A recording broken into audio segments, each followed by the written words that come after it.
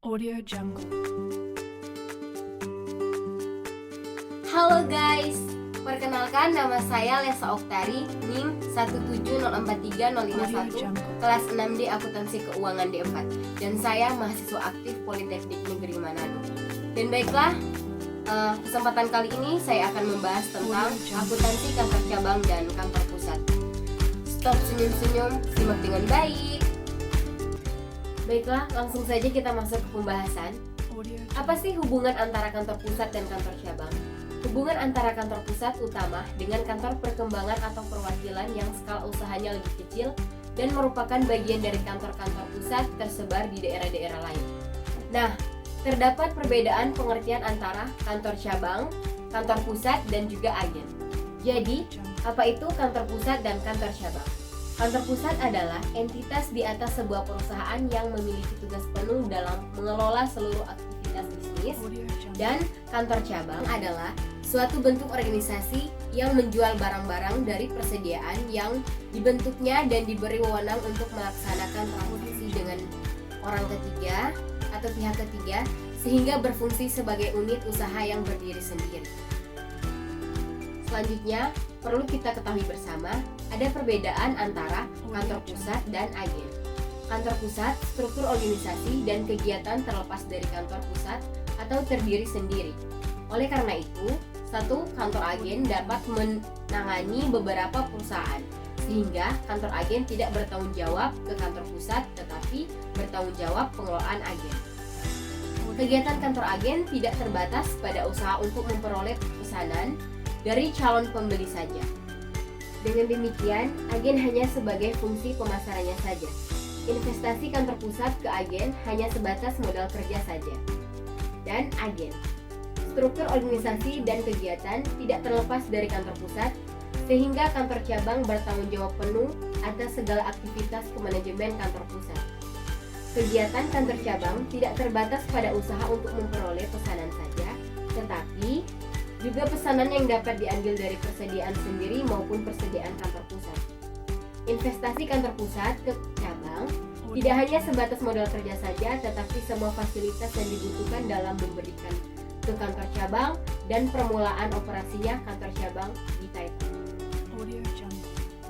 Dan selanjutnya, ada dua sistem yang digunakan dalam pencatatan sistem akuntansi hubungan cabang dan pusat, yaitu melalui sistem sentralisasi dan sistem desentralisasi. Sistem sentralisasi. Sistem ini cocok dipakai apabila kantor cabang letaknya dekat dengan kantor pusat dan kegiatan kantor cabang masih terbatas atau kantor cabang masih relatif kecil. Selanjutnya, kita masuk ke contoh pencatatan jurnal sistem sentralisasi, yaitu sebagai berikut. Kantor pusat mengirim kas sebesar 200.000 untuk pembukaan kantor cabang. Pencatatannya, kas kantor cabang pada kas aktiva sebesar 200.000. Dan selanjutnya, kantor cabang membeli aktiva tetap senilai 150.000 secara kredit. Pencatatannya, aktiva tetap kantor cabang pada kas kantor cabang sebesar 150.000. Dan memasuki contoh selanjutnya, pembelian barang dagangan semuanya secara kredit. Kantor pusat 1.200.000, kantor cabang 800.000. Pencatatannya, persediaan pada hutang dagang sebesar 1.200.000, persediaan kantor cabang pada utang dagang 800.000. Pengiriman barang dagangan dari kantor pusat ke kantor cabang 275.000. Pencatatannya, persediaan kantor cabang pada persediaan sebesar 275.000. Lalu contoh berikutnya, penjualan barang semuanya dilakukan secara kredit. Kantor pusat 1.500.000, kantor cabang 700.000.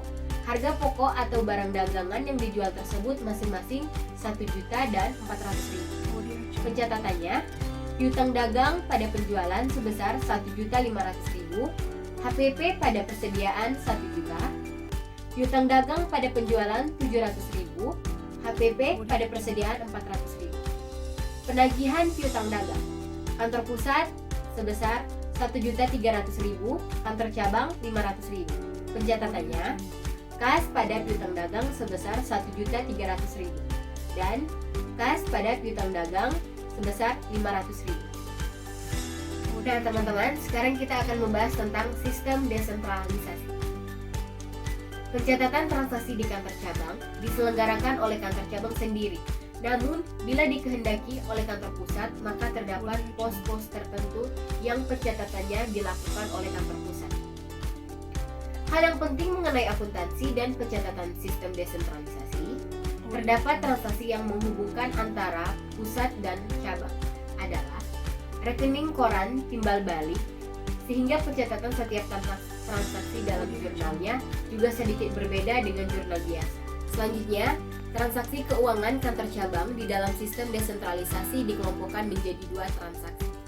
Yang pertama, transaksi antara kantor cabang dengan kantor pusat.